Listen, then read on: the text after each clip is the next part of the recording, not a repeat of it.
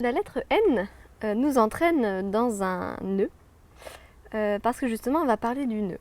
Alors ça peut paraître étrange, mais la raison de ce choix, c'est que j'ai toujours eu l'impression, peut-être qu'elle est fausse, mais que j'ai toujours eu l'impression qu'on philosophait dans les nœuds. C'est-à-dire que l'existence emmêle les choses et c'est ainsi qu'elle pose problème. En tout cas, il me semble que la réflexion philosophique se définit par une complexité, une difficulté, et que les problèmes philosophiques nous résistent infiniment. L'enjeu semble donc être non pas de supprimer la complexité du problème, mais plutôt de démêler intellectuellement les données du problème afin d'acquérir une clairvoyance. Dans cette perspective, comment aider les enfants à y voir plus clair ? On croit finalement qu'on sait ce que c'est que la justice parce qu'on éprouve le sentiment d'injustice. Mais éprouver le sentiment d'injustice, ce n'est pas définir la justice. Et quand on demande aux enfants de passer de l'affect, le sentiment d'injustice, au concept, la définition, disons, de la notion, disons, de justice, on s'aperçoit qu'il y a une grosse difficulté. Et moi, je prends l'exemple du gâteau. Je leur dis quelle est la façon la plus juste, par exemple, disons, de couper un gâteau. Alors, la plupart des enfants disent c'est de le couper en parties égales. C'est-à-dire que la conception la plus répandue, c'est d'abord la justice-égalité. Et puis je leur dis, mais oui, mais vous allez donner la même part à celui dont le papa est pâtissier, par exemple, et à celui qui ne mange jamais de gâteau, même le dimanche.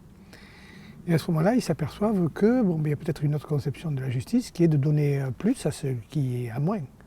Et là, on tombe sur une autre conception de la justice, c'est la notion d'équité. Et on voit finalement donc, que progressivement, on rentre dans la complexité. On est d'abord passé de l'affect, disons, au concept, mais on s'aperçoit que ce concept, ce n'est pas tout de suite un concept. C'est d'abord une notion et qui est relativement indéterminée, dont on a une première représentation qui va être la justice-égalité.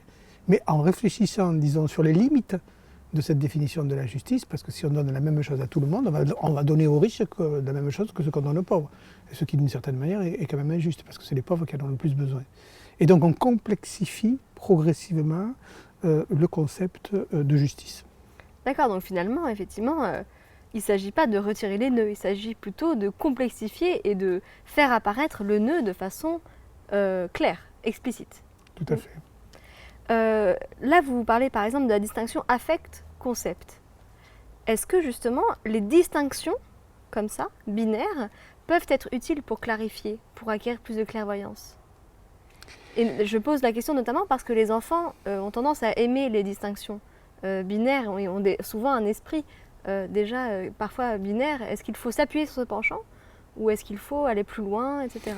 C'est-à-dire là, on est vraiment dans le cadre d'une société occidentale avec la logique aristotélicienne du tiers exclu, c'est-à-dire une chose ne peut pas être en même temps blanche et noire, quoi. Elle est soit l'un, disons, soit l'autre.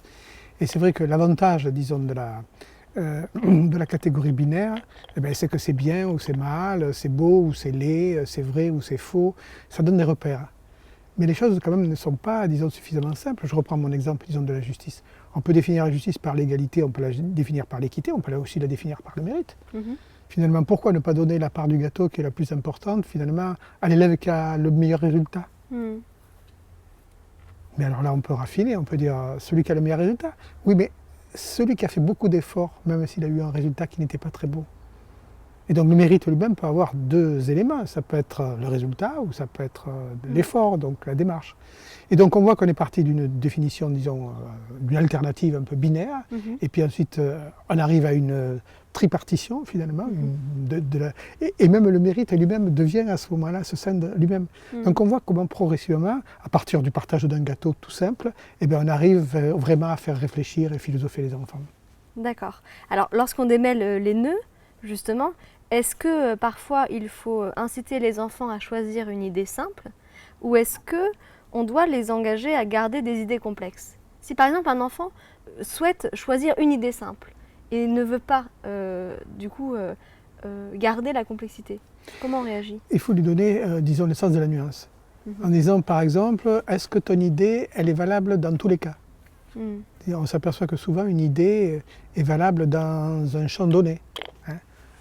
Mais que dès qu'on sort de ce champ-là, donc elle n'est plus valable. Par exemple, je prenais le cas de la justice tout à l'heure. Est-ce qu'on va raisonner de la même façon quand il s'agit de justice entre deux individus ou est-ce qu'on on va traiter de la justice de la même façon quand il s'agit par exemple, disons, de deux peuples? Peut-être que le même concept, avec des champs d'application différents, donne des définitions différentes. Et donc on peut faire bouger finalement l'idée qui était simple en la changeant de registre ou de champ d'application.